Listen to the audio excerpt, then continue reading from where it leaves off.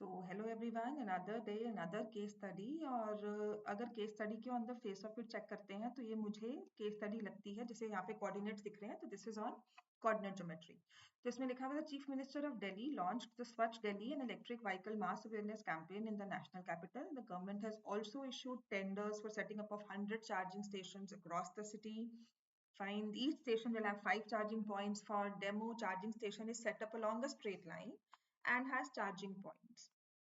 तो charging station straight line पर है और उस पर ये 5 पॉइंट्स है, तो हम पॉइंट्स को मार्क कर लेते हैं। ये है charging points at -730 B074 C34 D7,7 और E X, Y। अब अगर मुझे क्लास 10th के हिसाब से अगर इस केस स्टडी को आंसर ही करना है तभी मैं उस बेसिस पर कर रही हूँ। तो I have not checked A B हमारे कोलिनियर पॉइंट्स या A B C collinear points है कि नहीं है। मैं मानकर चल रही हूँ स्ट्रेट लाइन पे लाई करते हैं सारे पॉइंट्स।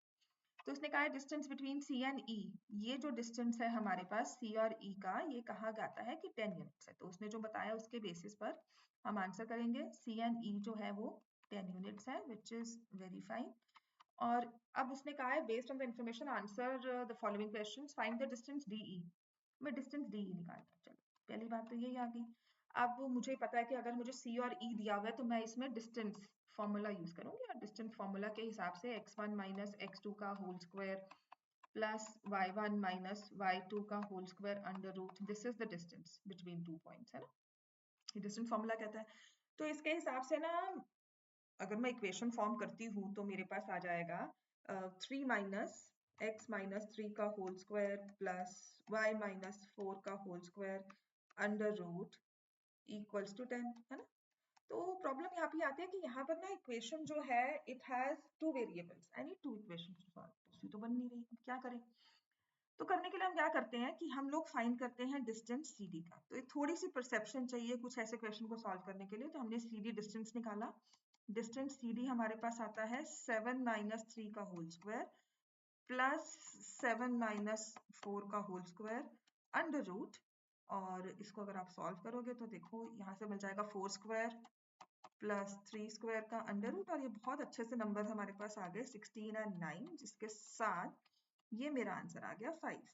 तो अब देखो जो डिस्टेंस CD है वो कितना है, 5 यूनिट्स। और डिस्टेंस CE आपको कितना कहा गया था, 10 यूनिट्स। और अगर इसी को हम फर्दर कंटिन्यू करते हैं तो DE will be equal to 5 units. हमारा डिस्टेंस जो DE का है वो पहला आंसर हमारे पास आ गया 5 यूनिट्स। तो अब उसने कहा है find the value of x plus y. तो अगर मैं इनको स्ट्रेट लाइन पे ही मान रही हूँ और मैं कह रही हूँ कि they lie on the straight line, उसी बेसिस पर I am like solving it. तो उसके बाद उसने कहा है कि d जो है, अगर ये डिस्टेंस 5 यूनिट्स है और DE भी 5 यूनिट्स है, तो मैं क्या कर सकती हूँ, I can say d is the midpoint. मतलब for my x plus y की वैल्यू मैं लिखूंगी d is the midpoint of CE।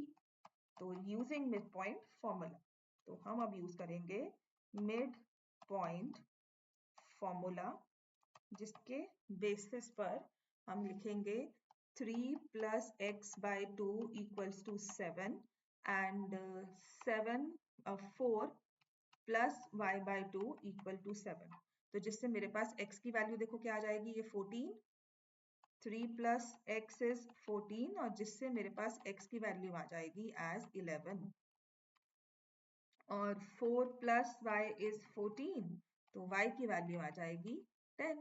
तो अगर मुझे x प्लस वाई निकालना है तो 11 plus 10 is 21।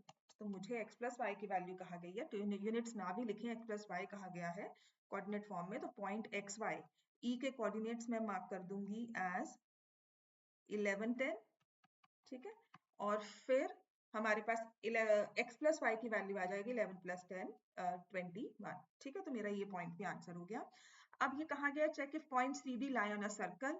So CD lie तभी करेंगे सर्कल पर अगर,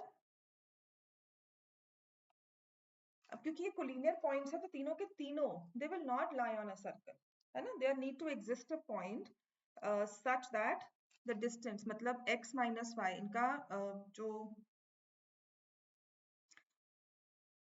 क्योंकि दे कोलिनियर तो हम मान ही सकते हैं they are collinear because distance जो है CE। जैसे क्वेश्चन ये भी था दे आर कोलिनियर और नॉट, तो कोलिनियर तो हमने मानकर इनको सॉल्व किया ही है, ठीक है ना।